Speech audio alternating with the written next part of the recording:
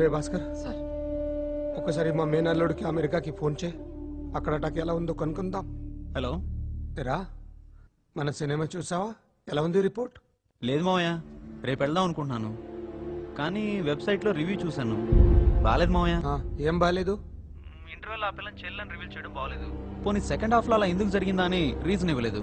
Pre climax లో villain enter అయ్యాక direct గా క్లైమాక్స్ వెళ్ళిపోయారు. చేజ్ లాంటిది ఏదైనా పెట్టుంటే బాగుండేది. దానికి తోడు ఆలీ కామెడీ తేలిపోయింది. నువ్వు సినిమా చూడలేదు అవును మావయ్య, కానీ మాట్లాడుతున్నావు. మావయ్య అది సినిమా చూసిన వాళ్ళకంటే ఎక్కువగా మాట్లాడుతున్నావు. Because of review. సినిమా చూసిన తర్వాత రివ్యూ చదవాలి తప్ప రివ్యూలు చదివి సినిమాకి వెళ్ళకూడదు.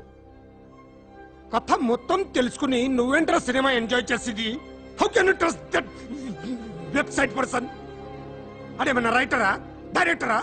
రివ్యూలు రాసేవాళ్ళు అంత తెలివన్న వాళ్ళైతే రమ్మను, కథలు రాయమను. కథలుగా ఎడుస్తున్నాం ఇక్కడ. వాళ్ళు రాసేది అదో రివ్యూ రా.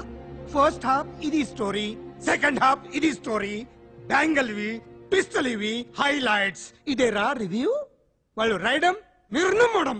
రే చదువుకున్నారు, సిగ్గులేదురా మీకు? రే, నువ్వు సినిమా లవర్ అయితే నా సినిమా పోస్టర్ చూడు, పాటలో విని, ట్రైలర్ చూసి నచ్చితే వెళ్ళు, లేకపోతే మానే. మీ వల్ల కొన్ని కోట్ల రూపాయల బిజినెస్ దెబ్బతింటుంది. ఈ రివ్యూలు రాసేవాళ్ళు ఓవర్సీస్ బిజినెస్ చేస్తారు తెలుసా? మా సినిమా వాళ్ళకి ఇస్తే రేటింగ్ ఒకలా ఉంటుంది, ఇవ్వకపోతే ఇంకోలా ఉంటుంది. మా దగ్గర డబ్బులు తీసుకుని రేటింగ్ ఇస్తారు తెలుసా మీకు? మీరు $8 కోసం కకృతి పడి రివ్యూలు చదువుతున్నారా, లేక సినిమా మీద ఎక్స్ట్రా క్యూరియాసిటీతో చదువుతున్నారా? మళ్ళీ చెప్తున్నాను, వినండి. మా సినిమా పోస్టర్ చూడండి, పాటలు వినండి, ట్రైలర్ చూడండి, నచ్చితే వెళ్ళండి, లేకపోతే ఫోన్ పెట్టరా.